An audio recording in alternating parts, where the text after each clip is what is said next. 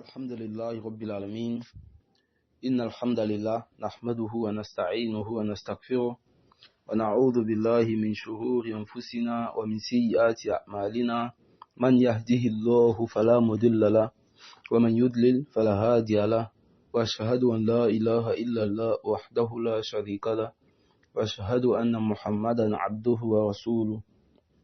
فإن أصدق الحديث كتاب الله، وخير الهدي هدي محمد صلى الله عليه وسلم، وشر الأمور محدثاتها، وكل محدثة بدعة، وكل بدعة ضلالة، وكل ضلالة في النار. أما بعد, Alhamdulillah, toutes les louanges sont à Allah, nous le louons, nous sollicitons son aide, nous lui demandons le pardon pour nos péchés. Nous cherchons protection auprès d'Allah contre les maux de nos âmes et sur nos actions. Celui qu'Allah guide, nul ne peut l'égarer, et celui qui l'égare, nul ne peut le guider. J'atteste que Allah est la seule divinité qui mérite l'adoration, et j'atteste que Muhammad sallallahu alayhi wa sallam est son serviteur et son messager. Ensuite, sachez que la plus véridique des paroles, c'est le livre d'Allah. La meilleure des guidées, c'est celle de Muhammad sallallahu alayhi wa sallam. Les pires des choses sont celles qui sont nouvellement inventées. Toute chose nouvellement inventée est une innovation. Toute innovation est un égarement, et tout égarement conduit au feu de l'enfer, que Allah nous en préserve. Ceci étant dit, nous nous retrouvons encore une fois dans l'étude de notre livre Aqidatul Tawhid du noble Cheikh Saleh bin Fawzan bin Abdillahi al-Fawzan Hafizahullah, et nous sommes toujours dans l'étude du sujet concernant les noms et les attributs d'Allah. Alors nous étudions toujours les différents groupes égarés dans ce chapitre, ceux qui ont contredit la voie des salafs. Nous avions vu les Jahmiya. Ensuite, dans notre dernière assise, nous avons vu les Mu'tazila de façon brève et succincte. Et aujourd'hui également, nous verrons de façon brève et succincte les Asha'ira et les Maturidiyya. Alors, d'aucuns pourraient se dire que le cheikh dit que les groupes qui ont nié les noms et les attributs d'Allah sont de trois sortes. Alors, nous avons vu les Jahmiya, ça c'est un. Les Mu'tazila, ça fait le deuxième groupe. Mais aujourd'hui, on parle de l'Asha'ira et el-Maturidiyya, ça fait deux. C'est comme si nous verrons au total 4 groupes. Donc on pourrait penser peut-être qu'il y a une contradiction, mais en réalité, il n'y a pas de contradiction. Parce que les Asha'ira et les Maturidiyya, bien qu'ils soient deux groupes différents, mais ils ont pratiquement la même idéologie. C'est pourquoi les savants font d'eux un seul groupe. Mais Inch'Allah, nous allons expliquer cela en détail au cours de cette assise d'aujourd'hui. Bismillah. Alors, le Cheikh Saleh Al-Fawzan Hafizahullah, il nous dit le troisième groupe, il dit Al-Asha'ira wal-Maturidiyya. Il dit wa man tabi'ahum, et ceux qui les ont suivis. Le troisième groupe, c'est ce qu'on appelle Al-Asha'ira et ce qu'on appelle Al-Maturidiyya, et ceux qui ont suivi leur voie. Il dit wa ha'ula'i yuthbituna al-asma wa ba'da as-shifa wa yanfuna ba'daha. C'est-à-dire, le cheikh, il a cité Al-Asha'ira, il a cité Al-Maturidiyya, et ceux qui les ont suivis. Ensuite, il a expliqué ce qui fait que tous ces groupes-là se rejoignent dans une même méthodologie. Ça consiste à quoi? Il dit wa ha'ula'i, et ceux-là yuthbituna al-asma, ils affirment les noms, wa ba'da as-shifa, et certains attributs, wa yanfuna ba'daha, et ils rejettent tous les attributs.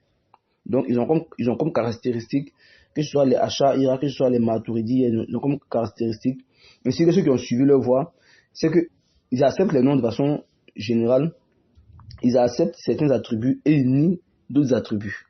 Contrairement aux Mu'tazila qui, eux, ont accepté les noms, mais ont rejeté tous les attributs. Également, contrairement aux gens du Al-Jahm bin Safwan Al-Jahmiya, eux, ils ont nié et les noms et les attributs. Donc, on a Al-Jahmiya qui a nié, qui a rejeté les noms et les attributs. Ensuite vient Al-Mu'tazila qui, eux, ont accepté les noms, mais ont rejeté les attributs. Ensuite, on a al-Asha'ira wal-Maturidiyya wa man tabi'ahum, c'est-à-dire les Asha'ira, les Maturidiyya et ceux qui les ont suivis dans leur méthodologie. Alors eux, leur voie consiste à faire quoi? À accepter les noms de façon générale, également à accepter certains attributs et à nier d'autres attributs. Donc voici les trois groupes.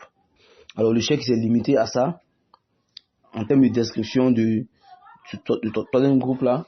Alors comme à nos habitudes, nous allons nous servir d'autres paroles pour expliquer brièvement qui sont ces groupes là. Alors ce troisième groupe là, les Asha'ira et puis disons les Maturidiyya, c'est le groupe en ce qui concerne les noms et les attributs dont parler d'eux est un peu plus complexe. Parce que c'est un groupe qui a pris de multiples formes et qui a multiplié les égarements. À tel point que certains savants qui sont considérés comme des savants de la Sunna ont commis des erreurs dans ce sens-là. Ils sont tombés dans des erreurs relatives à l'idéologie des Asha'ira. Car leurs ambiguïtés sont très très énormes. Et il est difficile de pouvoir voir clair dans les ambiguïtés qu'ils propagent. Alors c'est un groupe dont la connaissance est beaucoup plus complexe par rapport aux Jahmiya et aux Mu'tazila. C'est pourquoi les savants, ils ont multiplié les écrits les concernant. Parce que leurs ambiguïtés sont beaucoup plus complexes à déchiffrer contrairement à ceux des Mu'tazila et des Jahmiya. Et vous allez comprendre cela avec les paroles des savants qui seront citées dans notre assise d'aujourd'hui. Alors nous commençons notre explication avec la parole du Cheikh Saleh bin Abdelaziz bin Mohammed bin Ibrahim al-Sheikh Hafizahullah. Alors le Cheikh, il était anciennement ministre des Affaires religieuses dans le royaume d'Arabie Saoudite. Le livre que nous allons nous servir pour notre explication d'aujourd'hui, qu'il a dénommé Hadihi Mafahimuna. Ceci est notre compréhension. Alors ce livre, il a été écrit en réponse à un égaré qu'on appelait Mohammed Alawi el-Maliki. Alors le cheikh Saleh al-Sheikh, il a écrit un livre en réponse à un égaré. Je pense que vous voyez le rang du cheikh en tant que ministre, mais qui écrit un livre pour répondre aux ambiguïtés et aux erreurs d'un égaré. Pour vous démontrer que les gens de la Sunna, le rang qu'ils occupent pour eux n'est pas la chose la plus importante, mais c'est la défense de la religion qui est la plus importante pour eux. Donc laquelle, quel que soit le titre qu'ils occupent, quel que soit le rang qu'ils occupent, ça ne les empêche pas de descendre dans l'arène de la da'wa pour répondre aux ambiguïtés, pour répondre aux erreurs des faussaires. Également, c'est une preuve qui démontre que le fait de répondre aux gens du faux, le fait de répondre à leurs ambiguïtés, le fait de mettre en garde contre eux, ce n'est pas le fait d'un certain nombre de savants qu'on va dire que c'est la méthodologie.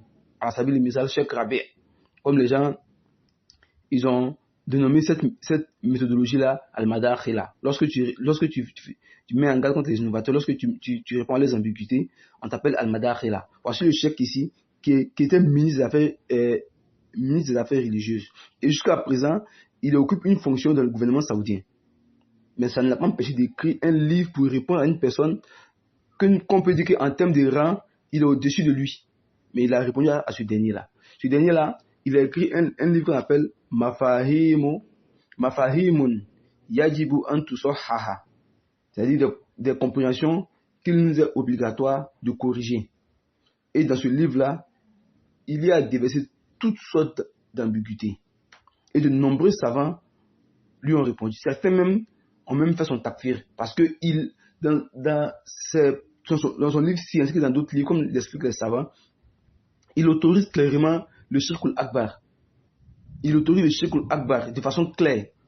Et il a d'autres ambiguïtés, il a d'autres erreurs qu'on ne peut pas perdre le temps pour expliquer. Quand les savants ont déjà traité le sujet, c'est une personne qui a décidé depuis des années. Alors, donc, c'est pour démontrer que le cheikh Saleh al-Sheikh, malgré son rang de ministre, ça ne l'a pas empêché de défendre cette voie de la sunna là ça n'a pas empêché de démontrer son attachement et son amour pour cette voie-là. Alors, il a écrit un livre en réponse à Mohamed Alawi al-Maliki qu'il a dénommé Hadihi Mafahimuna. Ceci est notre croyance. En réponse à la parole de Mohamed Alawi al-Maliki qui dit Mafahimun yajibu an tusahhaha. Et lorsqu'il dit qu'il y a des croyances qu'il est obligatoire de corriger, il parlait des croyances de la sunna. C'est-à-dire, pour lui, notre croyance, notre compréhension de la religion est erronée, donc il faut corriger. Alors le cheikh, Salih al-Sheikh, lui a dit que cette croyance-là, c'est la nôtre, c'est notre croyance à nous, et c'est ce sur quoi nous sommes. Donc c'était une réponse à cet égarement-là, à cette parole d'égarement. Alors, Mohamed Alawi al-Maliki, dans son livre d'égarement, il a pris la défense des Asha'ira contre les gens de la Sunna. Il a démontré que les gens de la Sunna s'acharnaient contre eux, alors qu'il n'y avait pas de raison de s'acharner contre eux, il n'y avait pas de raison de s'en prendre à eux, il n'y avait pas de raison de les critiquer. Alors, le cheikh Salih al-Sheikh, en réponse à cette parole-là, il dit Mazhabu al-Asha'ira fil aqidati ma'ruf wa mukhalafatuhu li madhhabi ahli sunnati muharraratun wa ma'lumatun. Il dit la méthodologie des Asha'ira dans la croyance, c'est une méthodologie qui est connue. Et leur contradiction avec la voie des gens de la sunna, c'est quelque chose qui n'est pas caché et qui est connu. Muharrara, c'est quelque chose qui est libéré, ce n'est pas caché, c'est pas quelque chose qui était emprisonné. De sorte à ce que pour parvenir à sa connaissance, il faut fournir des efforts. C'est quelque chose qu'eux-mêmes ils ont ouvert, ils ont libéré. Et c'est connu. Fayajibu huna an naskura tarafan min hali al-asha'ira liyattadiha haluhum wa la yaltabis al-amru fa'aqul. Il dit ici, il nous est obligatoire de citer certains aspects des Asha'ira afin que leur situation soit claire et afin que l'affaire ne soit pas mélangée, c'est-à-dire ne soit pas confuse aux gens. Parce que si tu dois répondre aux gens, si tu dois faire des réfutations contre des gens, vous voyez que le cheikh Salih al-Sheikh ici, il fait une réfutation. Il met en garde contre les Asha'ira. Ce n'est pas la voix du cheikh Rabi, c'est la voix de tous les savants de la Sunna. Il va mettre en garde contre les Asha'ira. Mais avant de mettre en garde contre les Asha'ira, il va d'abord dire qui ils sont, afin que, comme il le dit, afin que leur situation soit connue et que cette affaire-là ne soit pas confuse pour les gens. Il dit fa'aqul, je dis al-asha'ira jam'u ash'ari wa hiya nisbatun ila al-imami Abil Hassan Ali bin al-Ismail al-Ash'ari wa jadduhu al-Ba'id Abu Musa al-Ash'ari radiyallahu anhu. Il dit le nom al-Asha'ira, c'est le pluriel de Ash'ari. Lorsqu'on dit al-Asha'ira, il est au pluriel. Le singulier, c'est Ash'ari. Et Ash'ari, hiya nisbatun, ou al-Asha'ira, hiya nisbatun ila al-imami Abil Hassan Ali bin Ismail al-Ash'ari. Il dit al-Asha'ira, c'est une affiliation à l'imam Abul Hassan Ali bin Ismail al-Ash'ari. Et Jadduhu al-Ba'id, son grand-père lointain, c'est-à-dire son aïeux ou son grand-père lointain, disons, c'est Abu Musa al-Ash'ari, qui est un compagnon du messager d'Allah. Donc, al-Ash'aira, celui dont le groupe s'est affilié, il a pour arrière-grand-père un compagnon, qu'on appelle Abu Musa al-Ash'ari. Il est né en l'an 260 hégirien. Et il est décédé en l'an 323 hégirien. Ce qui signifie qu'il a vécu environ 63 ans. 63 ans. Il est né en l'an 260. Il est mort en l'an 323. Il a vécu 63 ans. Le cheikh Salih al-Sheikh, il dit Ma'ata abuhu fatazawwajat ummuhu ba'dahu ahadahu ru'usi al-mu'tazila wa huwa al-Jabba'i. Le père de Abul Hassan al-Ash'ari est décédé. Son père est décédé. Alors sa mère s'est remariée à l'une des têtes des Mu'tazila à l'époque, qu'on appelait Al-Jabba'i. Celui-là, c'était l'une des têtes de Al-I'tizal à son époque. C'était l'un de leurs imams les plus influents à l'époque. Alors, la mère d'Abu Hassan al-Ash'ari s'est mariée à ce dernier-là après la mort de son mari. Fatarabba al-Ash'ari fi hijrihi hatta kanat talmidatuhu lahu khasa. Alors, Al-Jabba'i a éduqué al-Ash'ari dans son giron jusqu'à ce que kanat talmidatuhu lahu khasa, jusqu'à ce qu'il avait des séances d'apprentissage spécifiques avec Abu Hassan al-Ash'ari. C'est-à-dire qu'il avait d'autres élèves qui l'enseignaient, mais celui-là, puisque il vivait sous son toit, alors il avait des séances d'enseignement avec lui spécifiques que les autres n'ont pas eu. Fa'arafa fikrahu wa darasa madhhabahu. Alors, Abu Hassan al-Ash'ari, il a connu l'idéologie de son beau-père et il a étudié sa voix. Hatta balaga arba'ina sana fima qila yunazir ala madhhabi al-i'tizal. Il a vécu jusqu'à l'âge de 40 ans. C'est jusqu'à l'âge de 40 ans, il était dans le i'tizal et il faisait des débats avec les gens pour défendre cette idéologie. Parce que cette voix-là, la voix des que ce soit la voix des Ash'aïra, la voix des Jahmiya, la voix des Mu'tazila, c'est une voix des gens du débat. Ils aiment la confrontation des idées. Ils aiment les débats d'idées. Alors, Abu Hassan al-Ash'ari, il débattait constamment pour défendre cette voix-là, jusqu'à l'âge de 40 ans. ثم يقال إنه رقى يوم جمعة كرسيا ونادى بأعلى صوته. Et on dit, à l'âge de 40 ans, un jour de Jumu'ah, il est monté sur une chaise et il a appelé avec sa voix la plus haute, c'est-à-dire sa voix la plus forte. Il a dit aux gens, Man arafani faqad arafani, wa man lam ya'rifni fa ana a'rifuhu nafsi. Il dit, celui qui me connaît, il me connaît. Car ce n'était pas une personne qui était un inconnu. C'était pas quelqu'un qui était un inconnu, c'est quelqu'un qui était connu. C'est pourquoi il dit, celui qui me connaît, il me connaît. Mais celui qui ne me connaît pas, moi-même je vais me décrire à cette personne-là. Il dit, Ana Fulan, Ibn Fulan. Je suis tel, le fils de tel. C'est-à-dire, je suis Ali, le fils d'Ismaïl al-Ash'ari. Kultu bi khalq al-Qur'an. Auparavant, je disais que le Coran a été créé. Et c'est l'idéologie des Mu'tazila.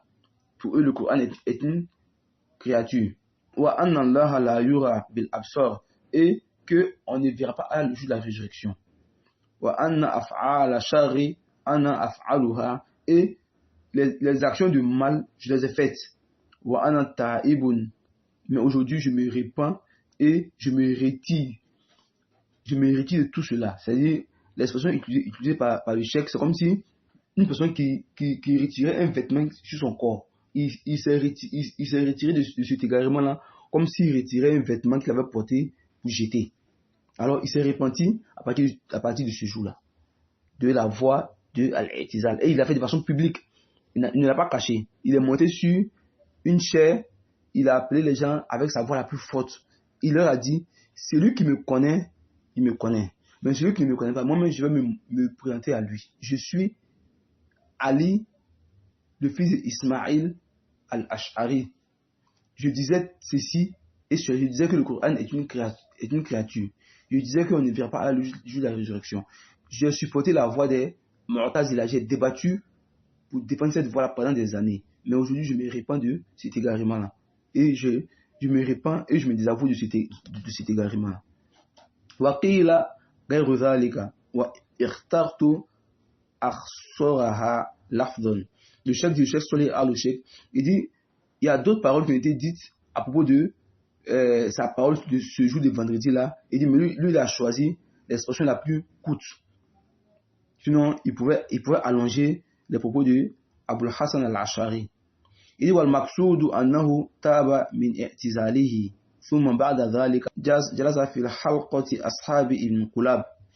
Il dit, le plus important, c'est que Abu Hassan al-Ash'ari, il s'est repenti de sa voix de Al-I'tizal. Ensuite, après s'être repenti, il a commencé à s'approcher de l'assise de science de Ibn Kulab, Abu Muhammad ibn Kulab. فَأَخَذَ مِنْهُمْ زَمَانًا.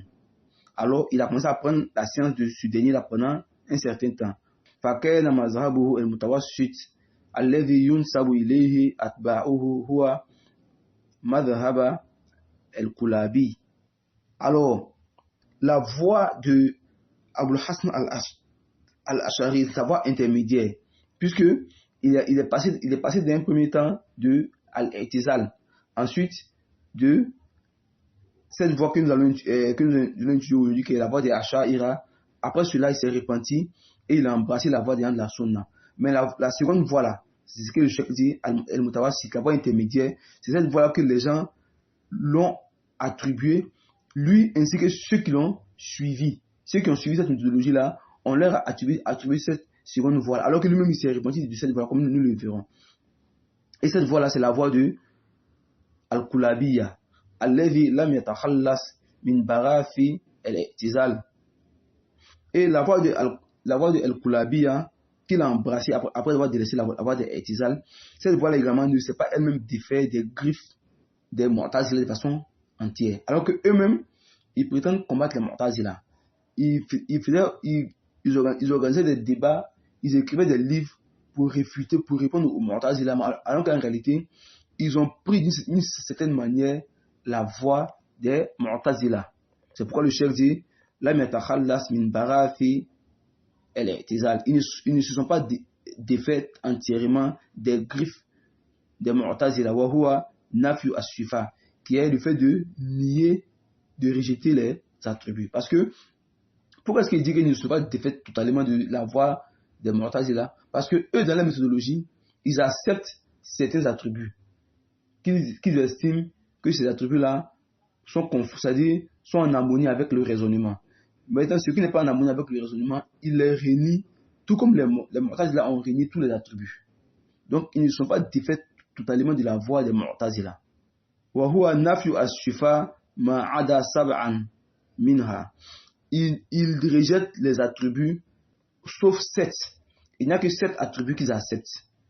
Wal qawlu bil irja également fait partie des égarements des Ash'ari.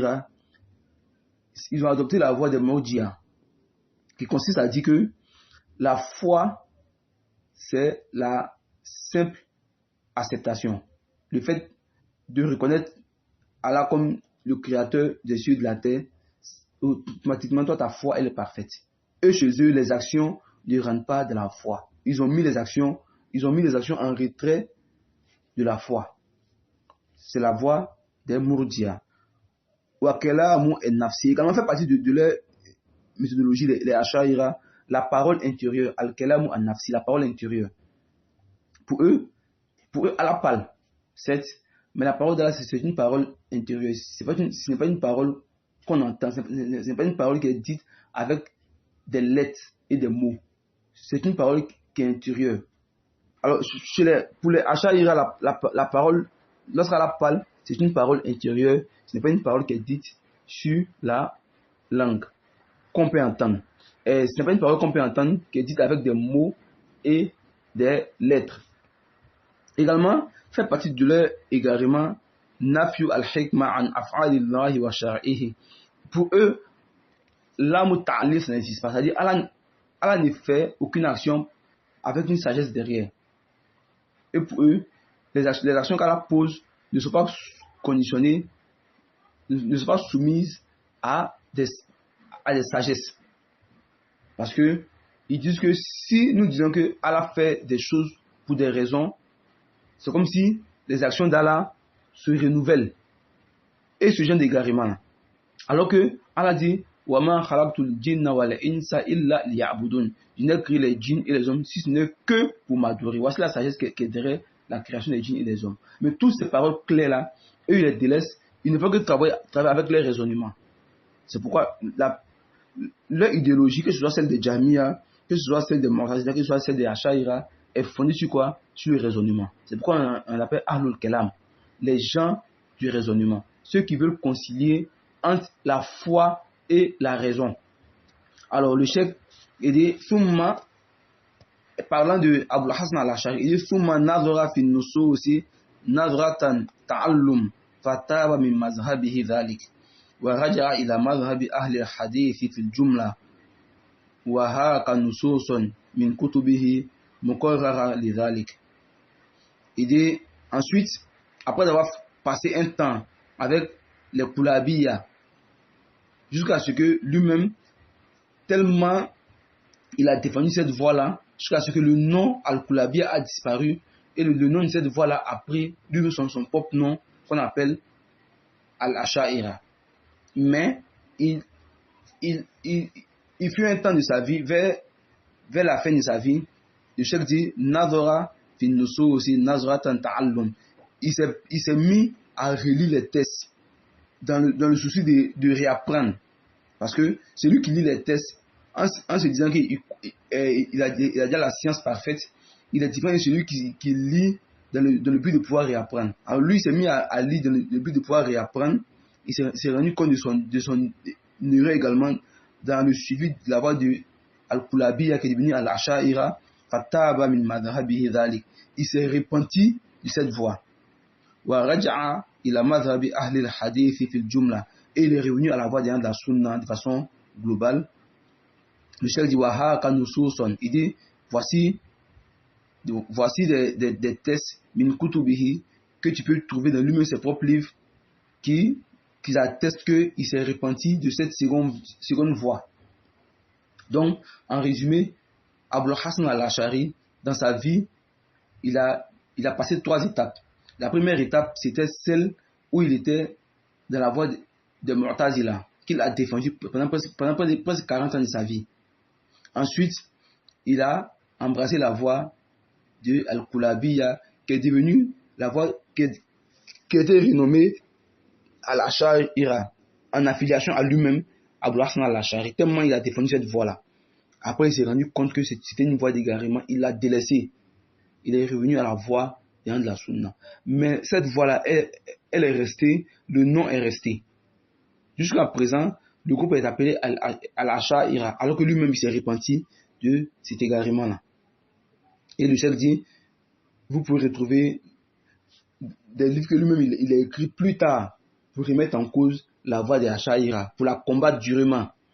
Alors, l'extrait que nous avons lu de la parole du cheikh Salih al-Sheikh, elle est dans son livre Hadhi Mafahimuna à la page 244. Hadhi Mafahimuna à la page 244. Al-Muhim, Al-Ash'ari, c'est une voie qui est en affiliation à Abul Hasan al-Ash'ari. Et Abul Hasan al-Ash'ari, dans sa vie, il a eu 3 étapes. La première étape, c'est il a embrassé la voie de Al-I'tizal, parce que sa mère s'est mariée à l'une des têtes de Al-I'tizal de son époque. Alors c'est celui-ci l'a enseigné cette voie-là. Et il a adopté cela jusqu'à l'âge de 40 ans. À l'âge de 40 ans, il a délaissé cette voie-là et il a adopté celle de Abu Muhammad ibn Kulab, qu'on appelle Al-Koulabiyya. Et les savants disent que la raison pour laquelle il a adopté la voie de Koulabiyya, c'est qu'il a trouvé qu'à l'époque, ces derniers-là, ils réfutaient durement les Mu'tazila. Donc il s'est senti un peu plus proche d'eux, puisque lui, il venait de quitter la voie de Al-I'tizal. Donc il s'est rapproché d'eux, car eux, ils combattaient les Mu'tazila à l'époque durement. Ensuite, il a passé un temps avec eux, il a défendu cette voie-là jusqu'à ce que la voie même a porté son nom. C'est-à-dire, celui-même qui était à l'origine de cette voie-là, lui-même, son nom a disparu de cette voie-là. C'est le nom de Abul Hasan al-Ash'ari qui a pris cette voie-là. Jusqu'à ce qu'on dit Al-Ash'ira. Ensuite, il s'est repenti de cette voie et il a adopté celle de la sunna. Alors, le cheikh Islam ibn Taymiyyah dans son livre Dar'u Ta'arud al-Aql wa al-Naql, tome 2 à la page 7, il va nous dire quelque chose d'important pour comprendre le sujet. Il dit qu'un nas qabla Abi Muhammad ibn Kulab sunfayni. Il dit avant l'apparition de Abu Muhammad ibn Kulab, les gens étaient 2 grands groupes, principalement dans le chapitre des noms et des attributs. Les gens étaient 2 grands groupes, 2 grands blocs. Il y avait فأهل السنة والجماعة, il y avait les gens de la sunna et du consensus. يثبتون ما يقوم بالله تعالى من الصفات والأفعال التي يشاءها ويقدر عليها. Il y avait les gens de la sunna qui, eux, leur méthodologie consistait à faire quoi? À affirmer les noms et les attributs. Ils disaient que Allah, il a des noms, il a des attributs, et Allah, il pose des actions. Allah fait des actions. Et il les fait quand il veut. C'est les gens de la sunna, ils affirmaient les noms pour Allah, ils affirmaient ses attributs, et ils affirmaient également qu'il a des actions. Allah fait des actions. Et il les fait quand il veut. Et sa prédestination est liée à ces actions-là. Ça, c'est la voie des gens de la sunna. Wal Jahmiya wal Mu'tazila. Ensuite, il y avait, à côté des gens de la sunna, il y avait les Jahmiya et les Mu'tazila, qu'on met dans le même lot. Et autre que Tunkiru Hada wa Hada. C'est-à-dire, les différents démembrements des Jahmiya et des Mu'tazila, eux, on les mettait tous dans le même lot. Car eux, ils niaient immensément les noms, immensément les attributs. Immensément tous les deux. Comme les Jahmiya, eux, ils niaient les noms et les attributs. Les Mu'tazila, eux, ils niaient les attributs, ils acceptaient les noms. Donc, voici les deux grands groupes qu'on trouvait avant l'apparition de Ibn Kulab. فأثبت ابن كلاب قيام الصفات اللازمة به. Lorsque Ibn Kulab, lorsque lui il est apparu, lui il a dit quoi? Que lui il accepte les noms. Maintenant les attributs, il dit qu'il accepte les attributs d'essence. Ceux qui sont liés à Allah, les attributs d'essence. ونفى أن يقوم به ما يتعلق بمشيئته وقدرته من الأفعال وغيرها. Mais tout attribut qui est lié à la volonté d'Allah, à sa puissance et à ses actions, eux ils disent qu'ils n'acceptent pas cela. Ils acceptent les attributs d'essence, mais les attributs d'action qui sont liés à la volonté d'Allah, qui sont liés à sa puissance, ils disent qu'ils n'acceptent pas cela. ووافقه على ذلك أبو الحسن القلانسي وأبو الحسن أبو العباس القلانسي وأبو الحسن الأشعري. Et lorsque Ibn Kulab, lorsqu'il est apparu avec son idéologie qui dit que lui il accepte les attributs d'essence, mais il rejette ceux qui sont liés aux actions, ceux qui l'ont suivi dans cette voie, il y a Abul Abbas el-Qolanisi, lui également c'était l'une des têtes de l'égarement de cette époque-là, c'était l'une des têtes de la voie de Kulabiya, et Abul Hassan el-Ash'ari, qui est celui dont la voie a pris le nom après el-Ash'aira. Wa illa Ibn Kulab et Abul Abbas el-Qolanisi étaient eux également des dévanciers de Abul Hassan el-Ash'ari, comme le disent les savants. Ils étaient au-dessus de lui en termes de niveau. Et c'est eux qui l'ont influencé. Ensuite, lui, il a pris le relais de cette idéologie-là. Il a propagé jusqu'à ce que l'idéologie a porté son nom. Et la parole du Cheikh Islam Ibn Taymiyyah est dans son livre Dar'u Ta'arud al-Aql wa Naql. Alors, voici comment étaient les gens avant l'apparition de la voie de Al-Kulabiya. Avant que cette voie-là n'apparaisse, il n'y avait que les Jahmiya et les Mu'tazila, ensuite les gens de la Sunna. Lui, il est venu avec une position, une quatrième position, ou disons avec une troisième position, puisque les Jahmiya et les Mu'tazila, c'était pratiquement le même groupe, parce que eux, ils avaient une négation qui était catégorique. Eux, ils niaient les noms et les attributs pour les Jahmiya sans faire de distinction. Pour les Mu'tazila, eux, ils niaient tous les attributs sans faire de distinction. Lorsque Ibn Kulab lui est arrivé avec son idéologie, lui, il a fait une distinction entre les attributs d'essence et ceux d'action. Il dit il accepte tout ce qui est attribut d'essence, mais tout ce qui est attribut d'action, lui, il les rejette. Et cette idéologie-là, elle a pour fondement que pour eux, si nous disons que Allah il fait des actions, ça signifie que les actions d'Allah se renouvellent. C'est comme si les actions d'Allah se renouvellent. Alors que Allah, il est distinct de ses créatures. Mais si ces actions se renouvellent, c'est comme si il peut y avoir un mélange entre les actions d'Allah et les créatures. Donc il faut mettre une différence entre Allah et ses créatures. Donc cette différence-là, elle consiste à faire quoi? À dire que Allah ne pose aucune action. Si on dit qu'il pose des actions, c'est que ces actions se renouvellent constamment. Et ce renouvellement-là, ça implique qu'il puisse y avoir un mélange entre Allah et ses créatures. Ce n'est que du raisonnement. Rien de cela n'est basé sur les tests. Allah dit Allah dit et chaque jour il fait des actions. C'est dans le Coran. Chaque jour Allah fait des actions. Parce que dans la prédestination d'Allah, il y a la prédestination journalière. Chaque jour, Allah prédestine ce qui doit se passer ce jour.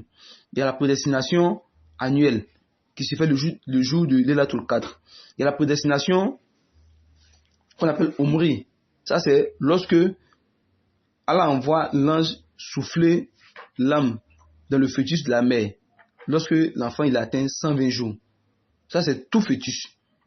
Et il y a la grande prédestination qui est le fait qu'Allah il a écrit tout ce qui va se passer jusqu'au jour de la résurrection 50 000 ans avant la création des cieux et de la terre. Ça, c'est ce que les gens de la Sunna disent. Mais pour eux, si on dit, pour eux, Allah il a prédestiné 50 000 ans avant la création des cieux et de la terre, khalas. Avant qu'Allah ne crée les cieux et la terre, Allah a déjà tout prédestiné. Et ces actions sont limitées à cela. C'est fini. Lorsqu'il a créé, il n'a plus fait d'action. Donc, voici le fondement de l'égarement. C'est pourquoi l'imam Al-Dhahabi, dans son livre Al-Arsh, nous allons lire beaucoup de ses paroles, biznillah, si le temps nous le permet.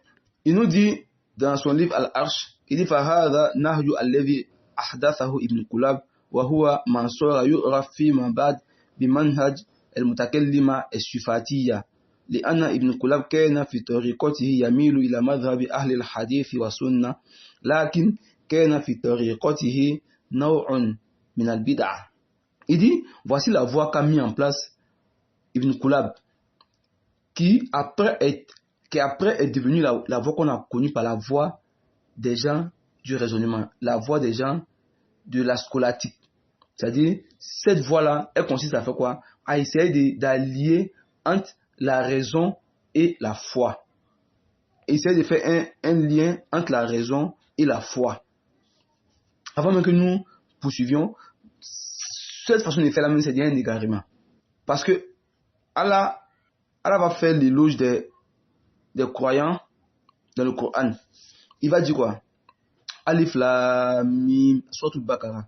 Zalikal kitab la rayba fi hudan lil muttaqin.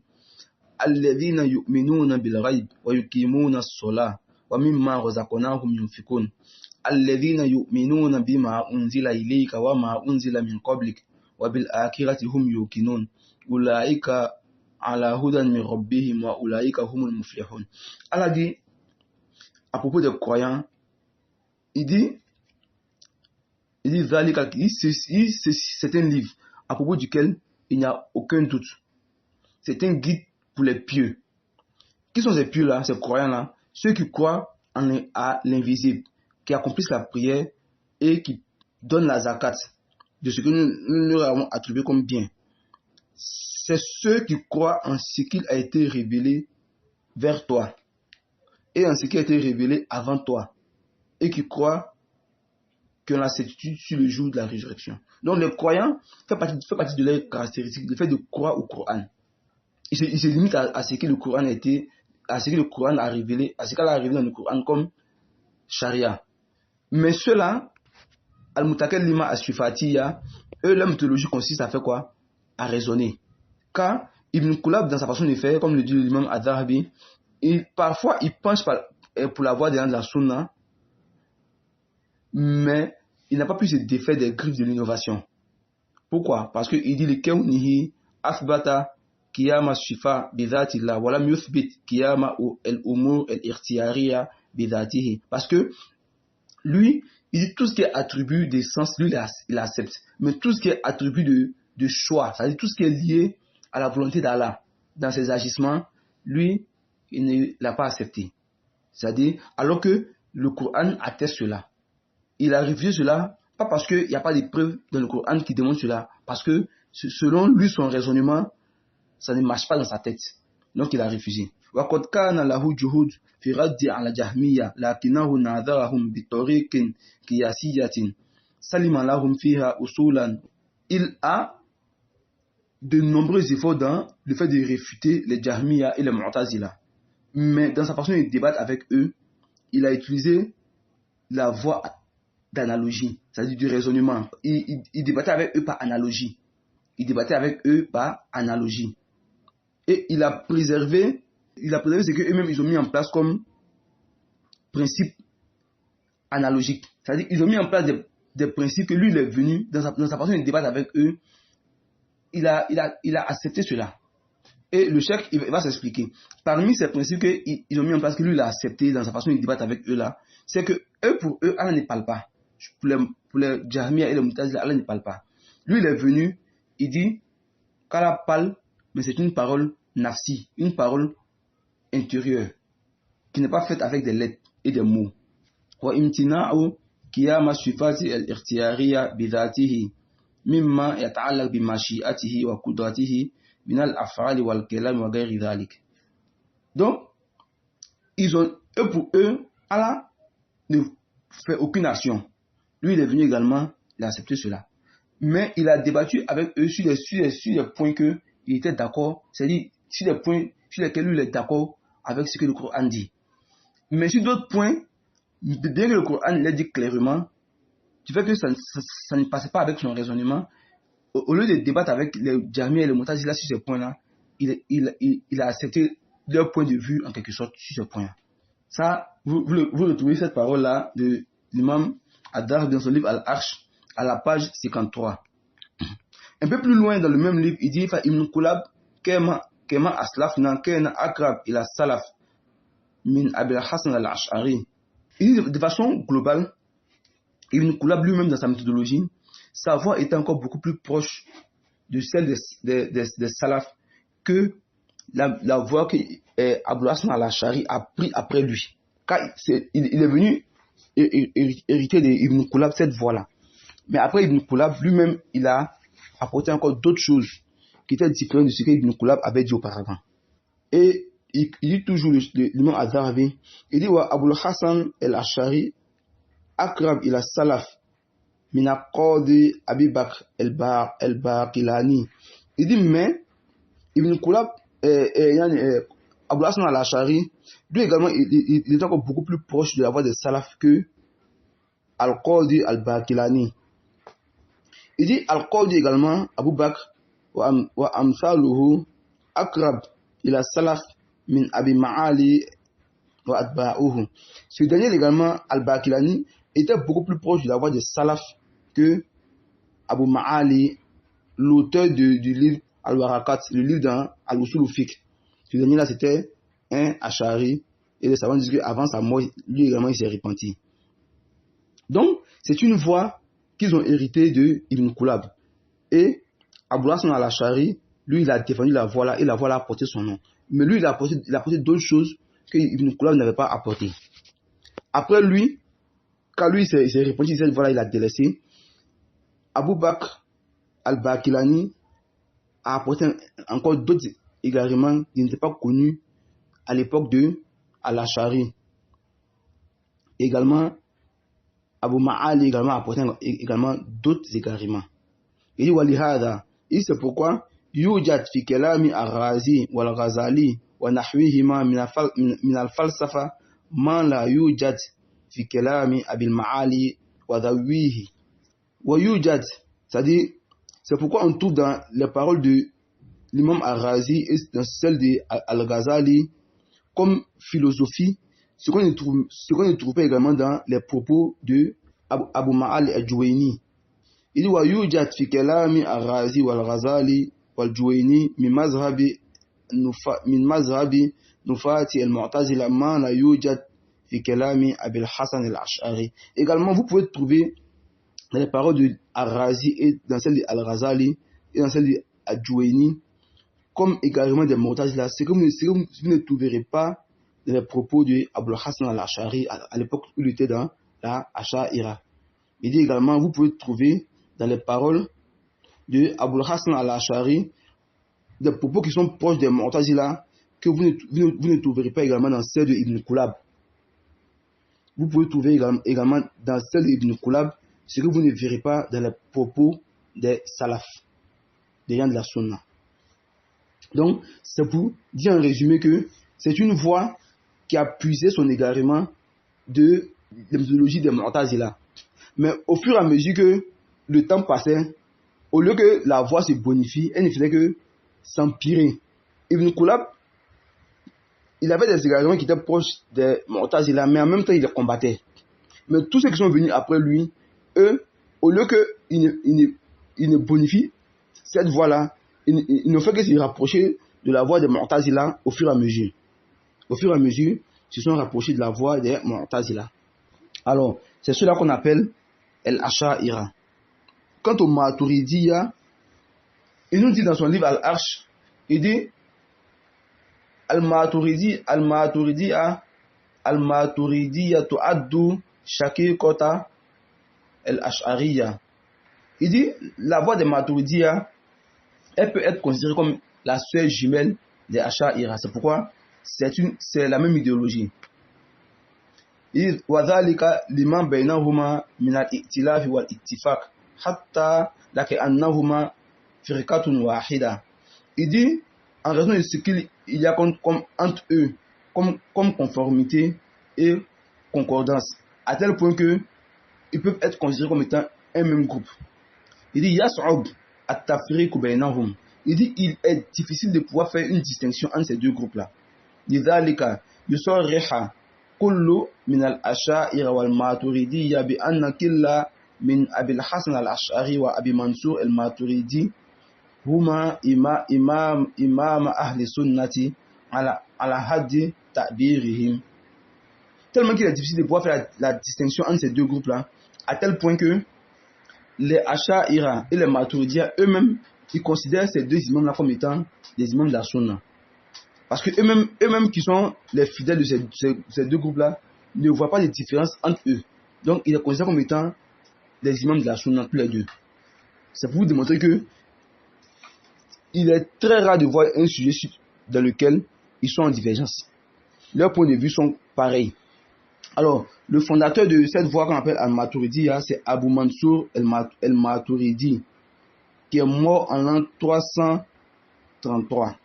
Il est mort en l'an 333 et Abul Hassan al-Ash'ari, lui, il est mort en l'an 323. C'est-à-dire 10 ans après la mort de Abul Hassan al-Ash'ari.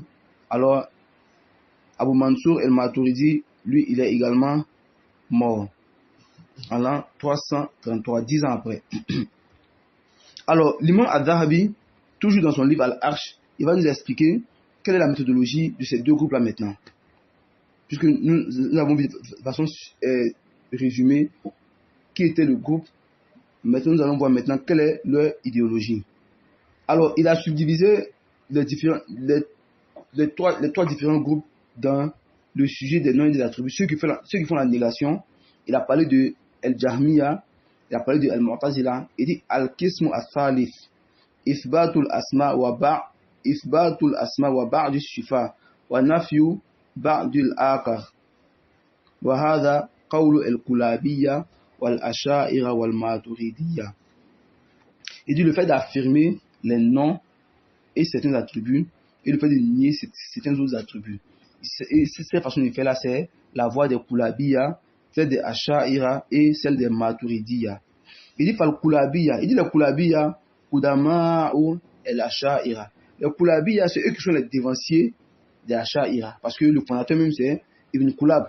C'est auprès de lui que Abu Hassan al-Ash'ari est parti prendre la science lorsqu'il a délaissé la voie des Mu'tazila. Donc, les Kulabiya sont en quelque sorte leurs dévanciers.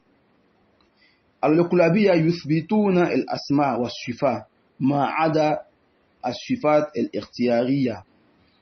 Les Kulabiya, à l'origine, eux, ils acceptaient tous les attributs d'essence, mais il niait les attributs d'action. Car les attributs d'action sont les attributs qu'Allah a fait selon sa volonté. Il les fait quand il veut. Allah fait les attributs d'action quand il veut. Alors, Al-Kulabiya, eux, ils ont accepté les attributs d'essence, mais les attributs d'action, ils les ont niés. فهم إما يؤولونها أو يثبتونها على اعتبار أنها أزلية وذلك خوفا منهم على حد زعمهم من حلول حوادث بذات الله ويجعلونها من صفات الفعل المنفصلة عن الله التي لا تقوم به. La voie de Koulabia à l'époque, c'était laquelle? C'était qu'ils acceptaient tous les attributs d'essence. Maintenant, les attributs d'action, ceux qui sont liés à la volonté d'Allah, Allah, il fait ses actions quand il veut. Imma, il est déformé. Il faisait le ta'wil. Et nous avons vu c'est quoi le ta'wil lorsque nous avons étudié la voie de la sunna. Le ta'wil, en réalité, c'est la méthodologie des Asha'ira et les gens du Kelam. C'est eux qui font le ta'wil des versets et des hadiths dans lesquels il y a les attributs qu'ils n'acceptent pas. Alors, Ibn Kulab, dans la méthodologie, les attributs, les versets et les attributs qui concernaient les attributs d'action, il faisait les ta'wil, il les déformait. Ou bien, il les affirmait, mais dans le sens où c'était des attributs perpétuels. C'est-à-dire, Allah Sabi le Misa, Allah parle, mais c'est une parole ancienne. C'est une parole ancienne. C'est-à-dire, le Coran qu'Allah a révélé à Djibril, afin que Djibril vienne révéler au prophète Mohammed, ils disent que ce Coran-là, Allah, il a déjà parlé, c'est-à-dire, il a déjà parlé. Maintenant, il a inspiré Djibril, et c'est Djibril qui est venu parler maintenant avec les lettres et les mots qu'il a révélés au prophète Mohammed. Ce n'est pas Allah qui a révélé les lettres et ces mots-là à Djibril, pour que Djibril vienne les donner à Mohammed. Parce que pour eux, les actions d'Allah sont des actions qui ont été déjà faites il y a longtemps. Ce n'est pas des choses qu'on doit dire qu'ils se renouvellent. Pourquoi? Parce que quand ils ont peur, s'ils disent que Allah fait des actions, ils ont peur qu'il y ait un mélange entre les actions d'Allah et les événements. C'est pourquoi eux-mêmes, ils appellent ce qui se produit là des événements. Al-Haditha. Mais ce n'est pas des actions d'Allah, ce sont des événements qui se produisent. Ce n'est pas Allah qui agit, ce sont des événements. Non, ils ne veulent pas que les actions se mélangent avec ces événements-là. Avec l'essence d'Allah. Ou bien ils font ces actions-là de ces attributs d'action-là, des actions qui sont distinctes d'Allah. Ce n'est pas Allah lui-même qui les fait, ce sont des actions qui sont distinctes d'Allah, ce sont des événements. Comme il le dit, ce sont des événements. Donc ça, c'était leur idéologie à l'époque. C'est de Koulabia.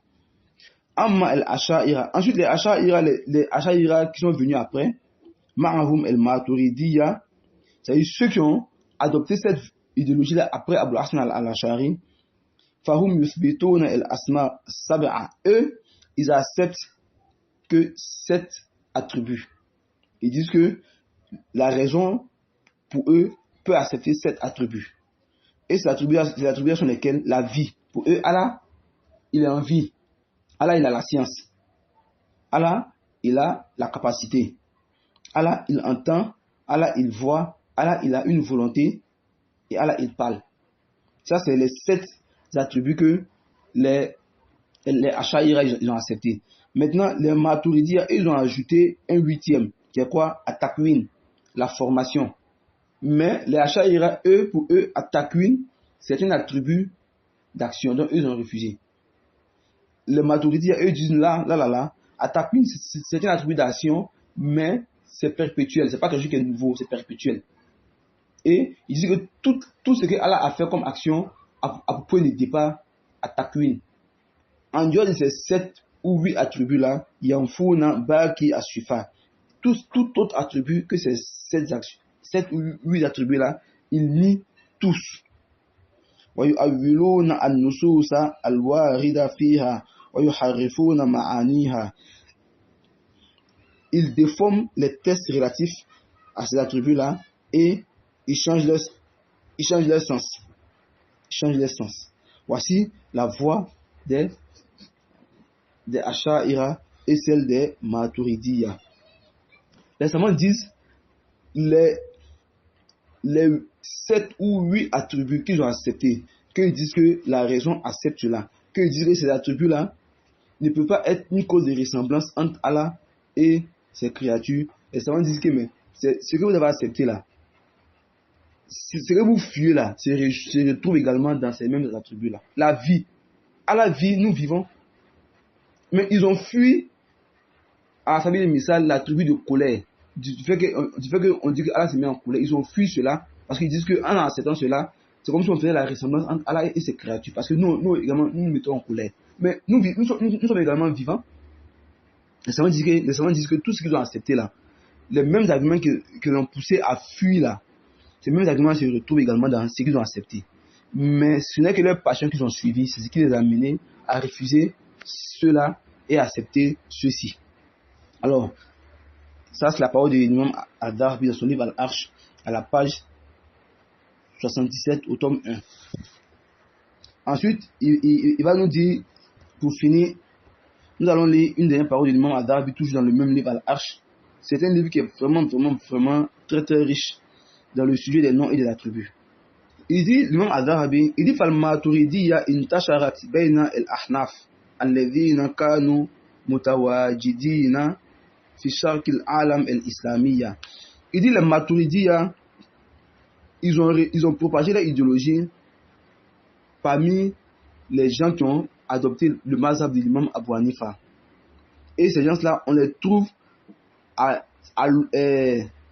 l'est du monde islamique. C'est-à-dire, lorsque on met la carte du monde islamique, ceux qui ont adopté la voie des Maturidiya, ils sont à l'est. C'est-à-dire les pays vers l'Afghanistan, le Pakistan, vers l'Europe de l'Est. C'est vers ces contrées-là qu'on trouve beaucoup ceux qui ont adopté l'idéologie des Maturidiya. Il y a également ceux qui ont adopté le mazhab de l'imam Abu Hanifa. Également, vers la partie nord, vers le septentrion du monde islamique, vers le nord du monde islamique. Également, on trouve également des gens qui ont cette idéologie des Maturidiya. Il dit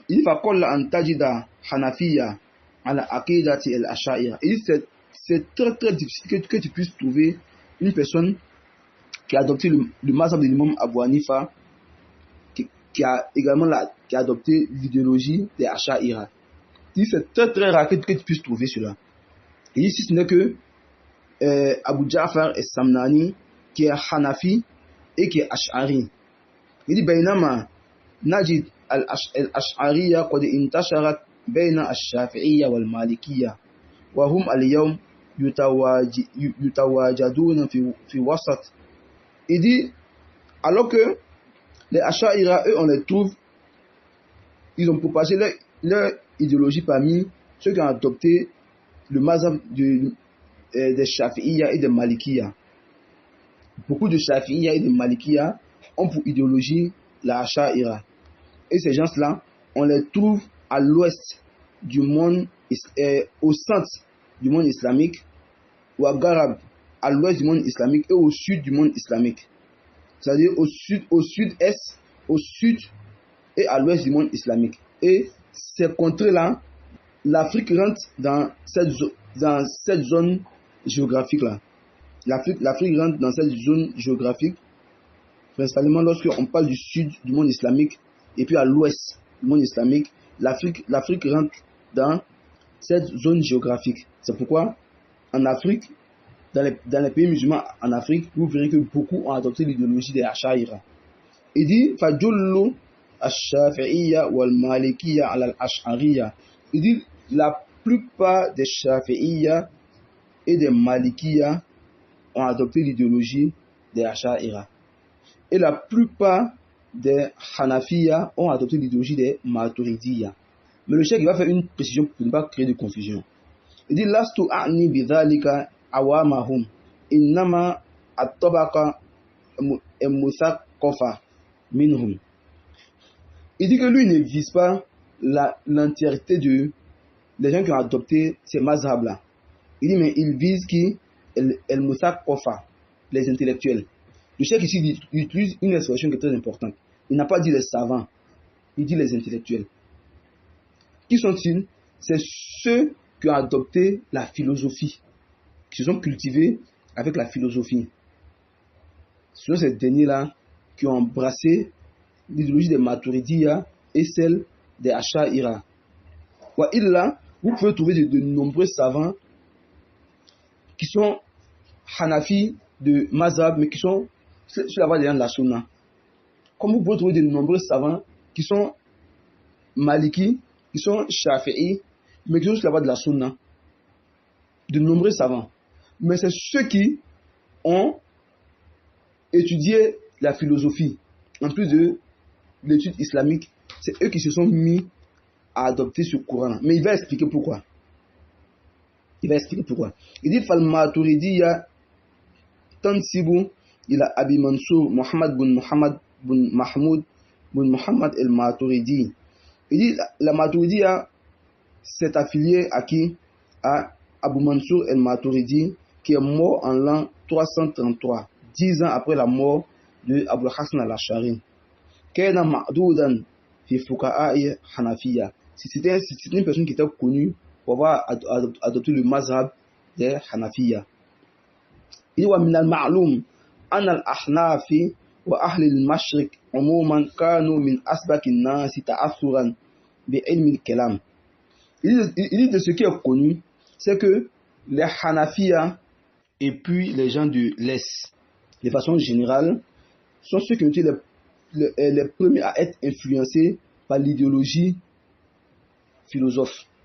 Lorsqu'il dit les gens de l'Ouest, le cheikh l'imam al-Dhahabi qui parle, c'est un savant de la Syrie. C'est un Syrien, c'est un savant de la Syrie. À l'époque, il était en Syrie. Si vous regardez la carte de la Syrie, vous verrez que l'Est de la Syrie, c'est l'Irak. C'est l'Irak. Et si vous vous rappelez, lorsque nous avons étudié les Jahmiya et les Mu'tazila, qu'est-ce que nous avons dit? Nous avons dit que Al-Jahmiya a commencé où ça? À Koufa. Et Al-Mu'tazila a commencé où ça? Al-Basra. Basra et Koufa sont où ça? Sont en Irak. Donc, il dit que ce soit les Ahnaf, parce que Abu Hanifa également, il était en Irak. C'est là-bas qu'il a fondé son école de jurisprudence. Mais l'Irak était une zone à l'époque où il y avait peu de compagnons qui étaient orientés vers cette zone-là. Parce que c'était une zone de fitna. C'est là-bas que Ali a été assassiné. C'est là-bas que Al-Hussein a été assassiné. Et c'est là-bas également que les Khawarij également ont eu de la force. C'est également là-bas que les Qadariya ont commencé à Basra. Et ainsi de suite. C'était une zone qui était beaucoup influencée par l'idéologie du raisonnement. Et il y avait peu de traces de hadith du prophète Mohammed dans cette zone-là. Parce que rares sont les compagnons qui s'étaient orientés vers cette zone. Donc, les hadiths étaient très très rares dans la zone. Donc, pour laquelle les gens Abu Hanifa, à l'époque, comme l'expliquent les savants, il a basé son école de jurisprudence beaucoup sur le qiyas, sur l'analogie, parce qu'il avait peu de ressources en hadith et en affaires rapportées des compagnons. Donc, il a fait beaucoup de qiyas. Il a fait beaucoup d'analogies parce que c'est ce qu'il avait à sa disposition comme capacité. Quant aux autres zones où les compagnons étaient beaucoup, où il y avait beaucoup de hadiths, eux, ils s'étaient beaucoup appuyés sur les hadiths. Donc, la zone là, c'était une zone qui était beaucoup influencée par l'idéologie du rationalisme, c'est-à-dire ceux qui raisonnent, les gens du Kelam. C'est pourquoi il dit Faqad kanat bidayatu al-Jahm min tilka al-Jia. C'est pourquoi même al-Jahm bin Safwan, c'est de là-bas qu'il a commencé l'idéologie des Jahmiya. Jahm bin Dirham, c'est là-bas qu'il est parti se réfugier et il a croisé Jahm bin Safwan. Il dit wa fi hadha yaqulu al-imam Ahmad fi ma'rid kalamihi an Jahmi. C'est pourquoi l'imam Ahmad dans l'exposé de sa parole contre El-Jahm bin Safwan, il dit wa tabi'ahu ala qawlihi rijalun min ashabi Abi Hanifa. Il dit les gens ont suivi El-Jahm bin Safwan dans son égarement, certains compagnons de Abu Hanifa. Wa ashabu Amr bin Ubayd, et les gens de Amr bin Ubayd, les Mu'tazila. Abu Hanifa, il est né en l'an 80 et il est mort en l'an 150. Il est né en l'an 80 et il est mort en l'an 150. Pendant que El-Jahm bin Safwan, lui, il est mort en l'an 128. 128. Donc, certains compagnons de Abu Hanifa ont suivi El-Jam bin Safwan dans cet égarement. Également, Amr bin Ubayd, qui est mort en l'an 143 ou 144, selon la différence des historiens. Également, lui, ses compagnons également ont suivi cette voie du Kelam. Et vous trouvez cette parole-là de l'imam Ahmad dans son livre Ar-Raddu ala Jahmiya. Également, l'imam Ad-Dhahabi, il dit Bishr bin Ghiyath el-Marisi, qui est mort en l'an 218, que nous avons dit que c'est celui qui a fait entrer l'idéologie des Mu'tazila auprès de El-Ma'moun, et Al-Qadi Ahmad bin Abi Duad, qui est mort en l'an 240. Nous avons dit que c'est celui-là qui a influencé El-Mu'tasim après la mort de Ma'moun, car El-Mu'tasim l'a nommé comme juge des juges. Ces deux-là, Bishr bin el-Marisi et Ahmad bin Abi Duad, il dit Wagarihima Kanu min al-Ahnaf. Ces deux-là, ainsi que d'autres que eux, avaient adopté l'idéologie de Al-Hanifiya et la méthodologie le mazhab des Hanafiya.